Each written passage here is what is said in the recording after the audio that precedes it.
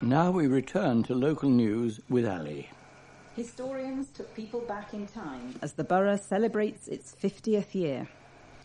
Michael Harvey and Joe Studman showed photos of Enfield's past at the Ruth Winston Centre in Green Lanes, Palmer's Green.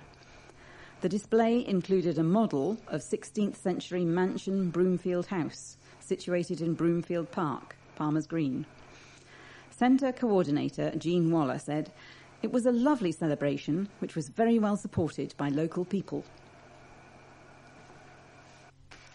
Enfield Ignatius rugby team produced arguably their best performance of the season so far recently, as they claimed a 25-8 victory at home to previously unbeaten Woodford in London Division 2 North West. Playing up the slope in the first half, Ignatius were forced on the defensive for long spells, but a well-taken try from Hadi Fayez enabled them to lead 5-3 at the interval. The hosts then exploded into life in the second period, with Keir Bonner, Fayez and Robert Rugby all crossing the line to seal a bonus point triumph. Jordan Wilson added a conversion and a penalty. "Our defensive effort was fantastic and really on the button," said coach Ali Cook. In the second half, we turned up the heat a notch or two and took the game away from Woodford. It's all about consistency at this level, but we deserved our tries, although there are areas for improvement. Enfield Ignatius' next match is at home to Staines on November the 7th. London mayoral candidate Sadiq Khan has called for an end to snobbery in relation to vocational courses after visiting an Enfield college. The Labour MP praised the work of staff at Capel Manor College in Bullsmore Lane. Mr Khan, who is campaigning in the run-up to May's elections, visited the college with Joan Ryan, Labour MP for Enfield North, who told him about the work being done at the college.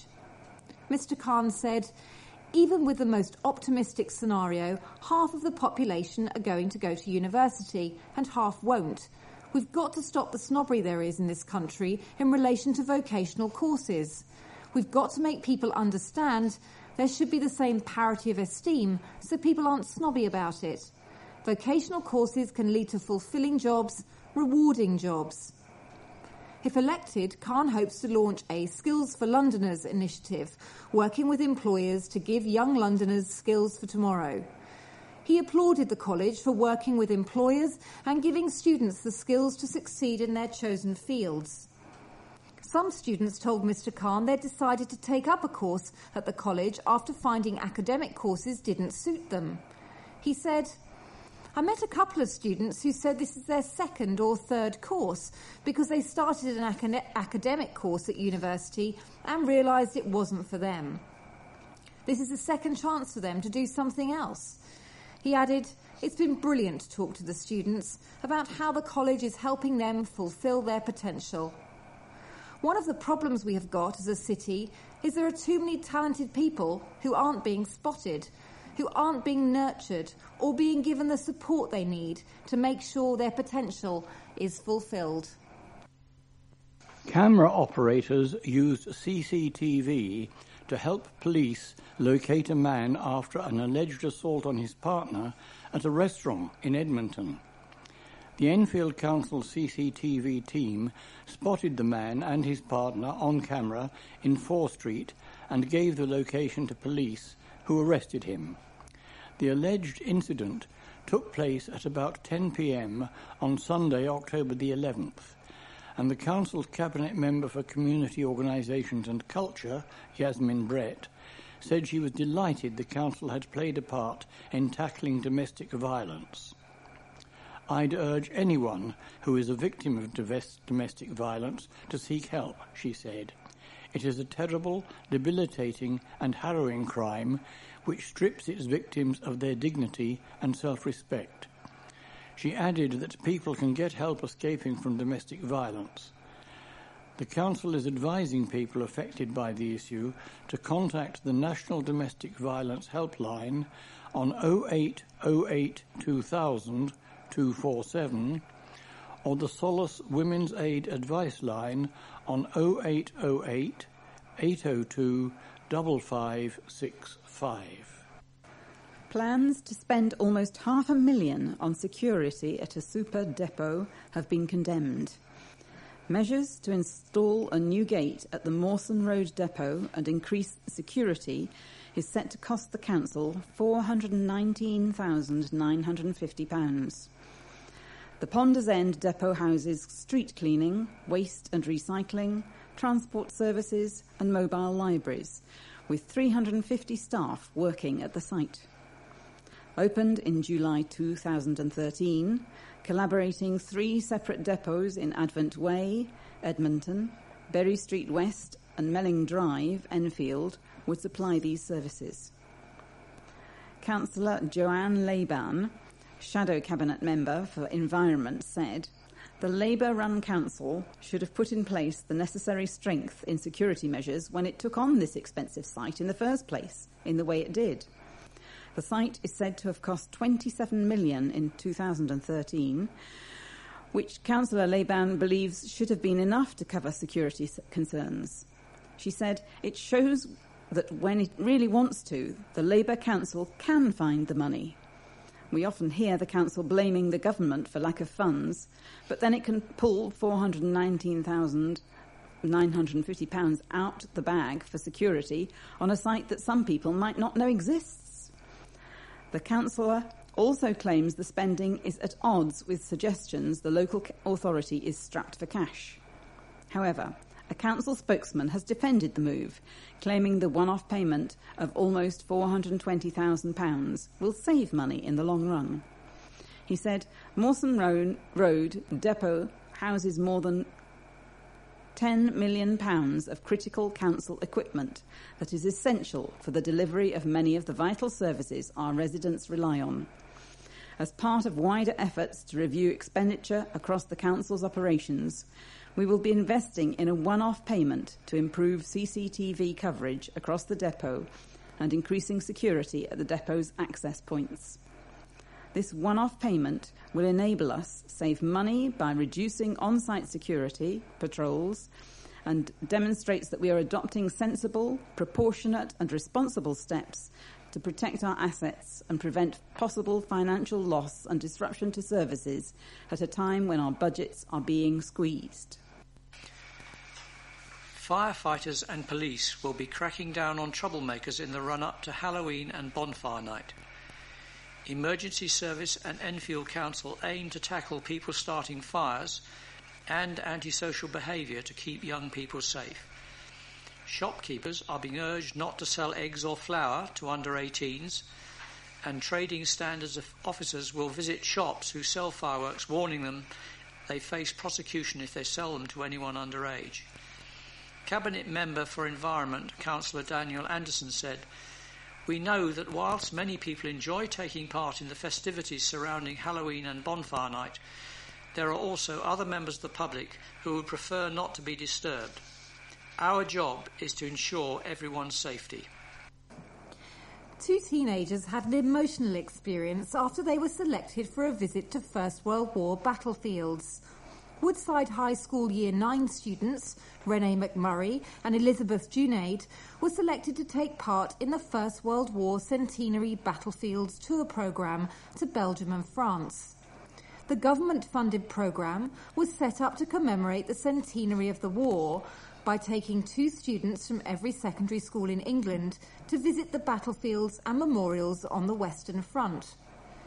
Deputy Head Teacher Jerry Robinson said the visit had an enormous impact and that the girls came back with a greater understanding of the importance of remembering the fallen heroes.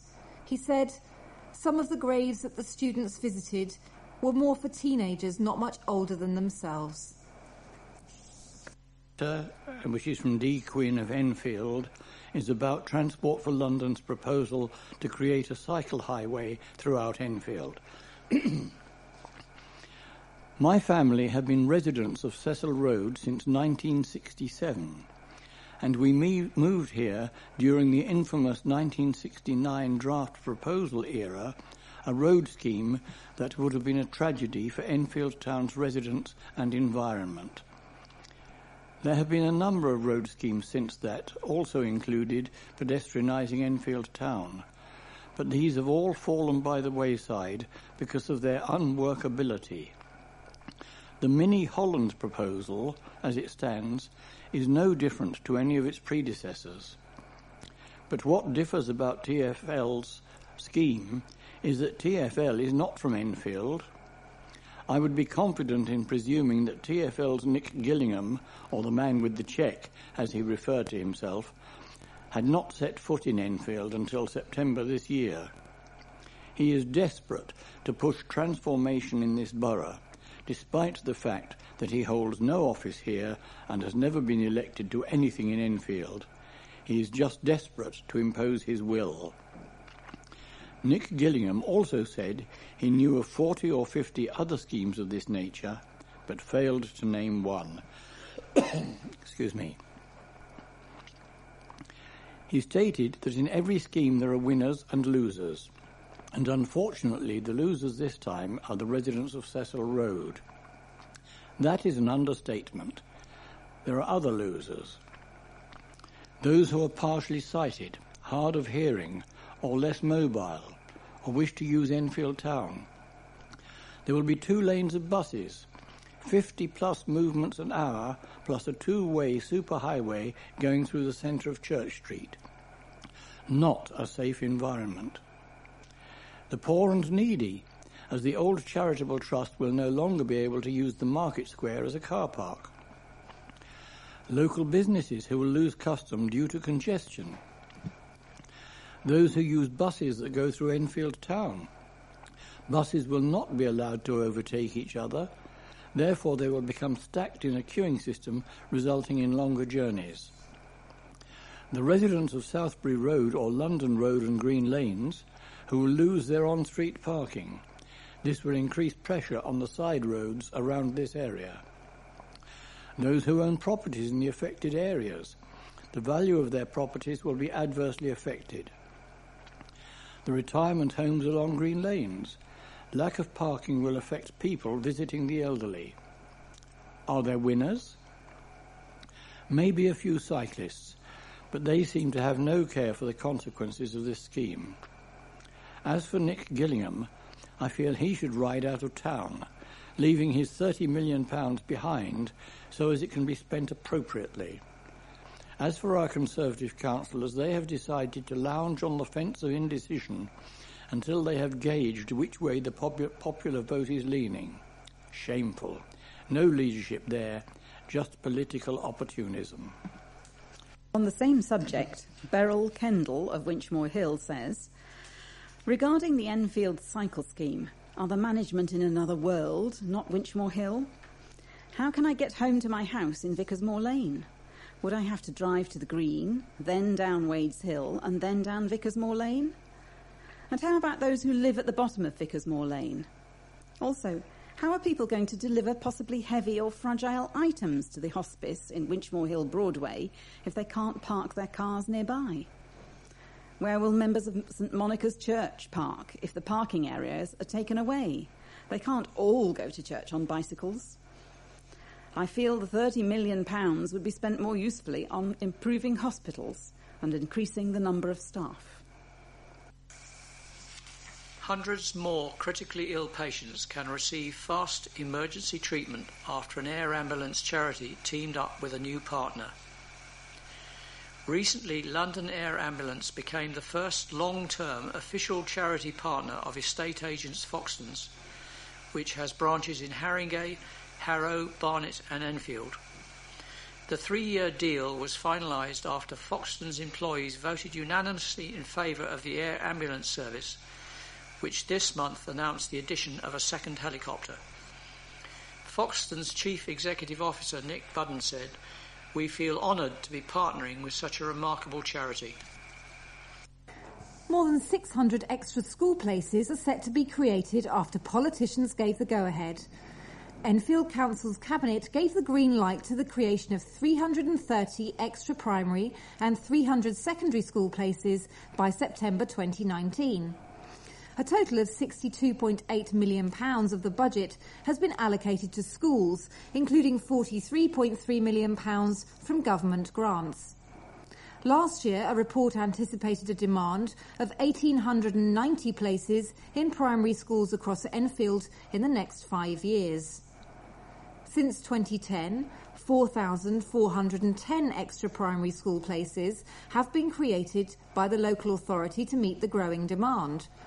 In last week's Cabinet meeting, a report highlighted the need to increase school capacity and special needs schools. The report says some schools could have 9 reception classes. Councillor Aitha Orhan, Cabinet Member for Education, Children's Services and Protection, said, "We're among the few London boroughs with demand for school places under control.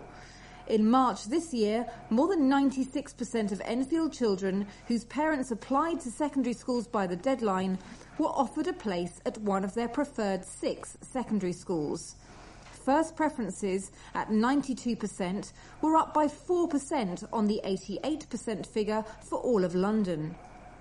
When schools are expanded, we ensure they're well equipped to teach the full range of subjects with specialist classrooms and expert teachers. The expansion programme has already provided an extra 1,890 primary school places." This letter is from Mrs. Jackie McManus of Winchmore Hill. On November the 6th, MPs will have the chance to support an important piece of legislation that could benefit hundreds of thousands of patients across the UK. The Off-Patent Drugs Bill would improve access to low-cost, effective treatments for a range of conditions, from breast cancer to multiple sclerosis, and I would urge our local MP to support it. The bill would ensure that drugs that have fallen out of patent but have since proved effective for clinical uses outside of their original licence are routinely available on the NHS. With these drugs often being very low cost, it makes economic as well as clinical sense for them to be more widely available. Backed by the UK's largest breast cancer charity, Breast Cancer Now, along with a host of other charities, the bill needs 100 MPs to vote in favour to take it to the next stage. As well as calling on our MP to back this bill, I would ask others to join me and add their support to the campaign by visiting breastcancernow.org/unlockdrugs. Nearly 57 years after his untimely death in a plane crash, fans of American rock and roll legend Buddy Holly continue to rave on. His notorious hiccuping vocals, innovative guitar riffs and distinctive sound created with his band the Crickets produced a string of chart-topping hits in Britain and America in the 1950s. They are recreated in a breathtaking show, Buddy Holly and the Crickets, at the Millfield Theatre in Silver Street, Edmonton on Saturday. The show stars some of the finest actor-musicians in the UK, whose combined West End credits include the stage shows Buddy, Lennon, Forbidden Planet and Jailhouse Rock. Wearing Holly's trademark black-rimmed glasses, Jim Newman as Buddy and his fellow band members perform the timeless tunes so familiar to generations. That'll Be the Day, Oh Boy, Peggy Sue, Rave On, True Love Ways, Not Fade Away, and It's So Easy are just some of the crowd pleasers that are guaranteed to get the audience up and dancing in the aisles. The show tells in music and words Holly's rapid rise to fame from wannabe rocker in small-town Lubbock, Texas, to international rock and roll idol. But his rapidly growing fame was tragically snuffed out in February 1959 when the plane that he and fellow stars, the Big Bopper and Richie Valens, hired to fly them between shows, crashed minutes after takeoff from a snowbound Ohio airfield, killing everyone on board. It became known as the day the music died, later immortalized in the Don McLean hit American Pie. Holly, had he lived, would be celebrating his 80th birthday next year. The show is a fitting tribute to someone regarded by many as a founding father of rock and roll. An Enfield care home has been rated good by the industry watchdog.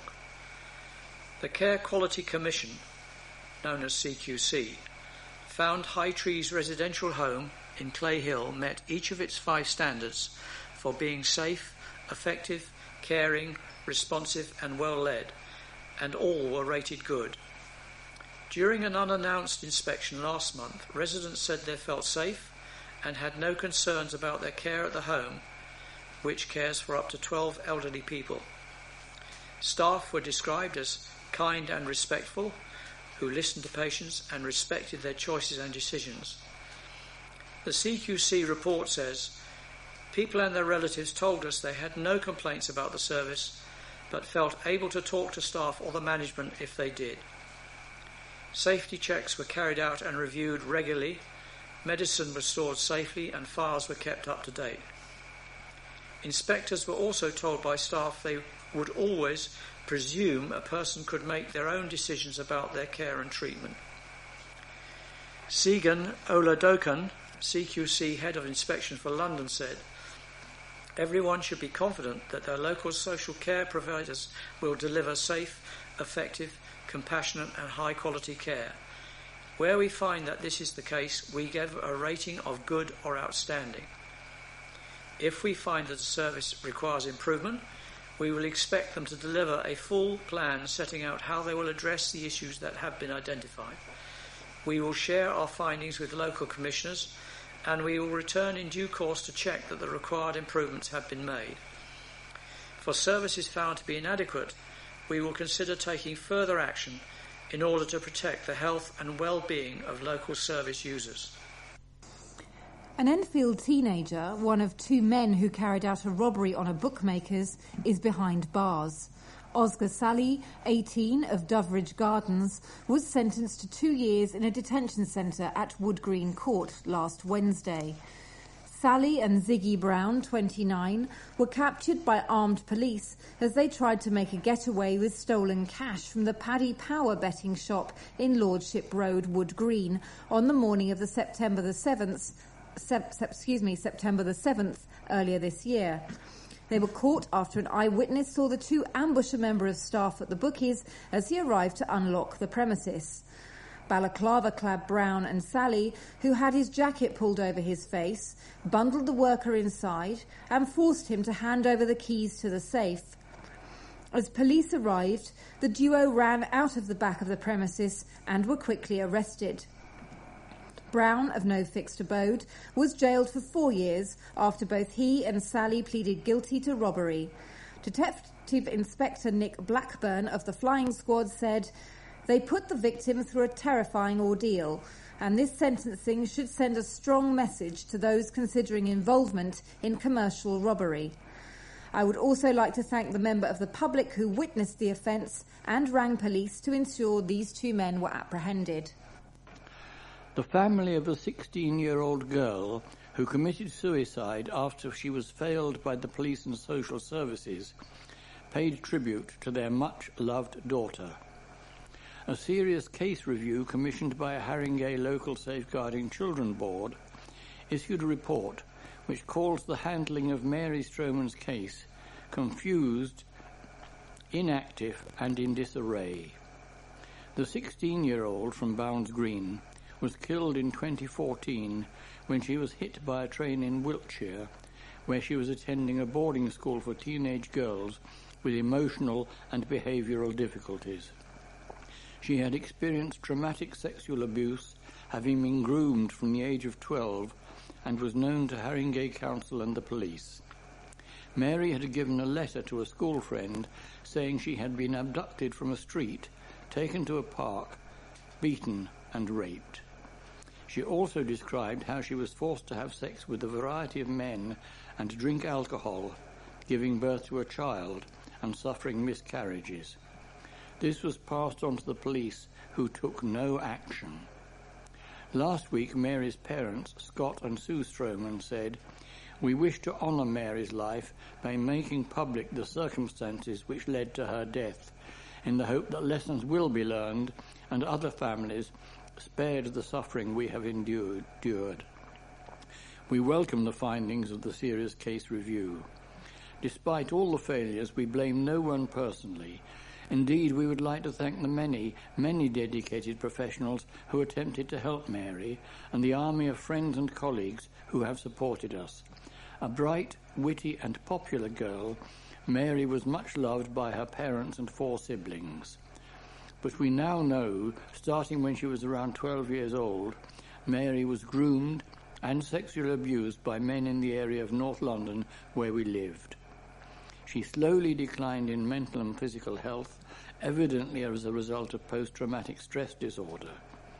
Mary suffered more than 4 years of mental anguish, self-harm and illness, culminating in her tragic death. Our experience in trying to help our daughter was one of encountering earnest people lost in a sea of procedural confusion, bad communication, and occasional disarray. If someone like Mary needed help today, we hoped the response and the outcome would be different. Both the Met Police and Haringey Council accept the findings of the review and say changes will be made. In this letter, Adam Wright of Bush Hill Park says, I welcome Keith Bilton's suggestion for a proper discussion on the future of Enfield's museums, with reference to the Advertiser's article on the 21st of October. I would also welcome David Burrows' involvement in this matter and would encourage him to impart some advice with Enfield Council on how to keep open these important services. He has, after all, voted with his party on several occasions to cut funding to local councils, and so must be aware of potential efficiencies to be made. He is an MP who has sensible priorities, which he focuses his campaigning efforts on, same-sex marriage and asylum seekers. So I'm sure some gentle encouragement from his constituents would secure his involvement in this matter.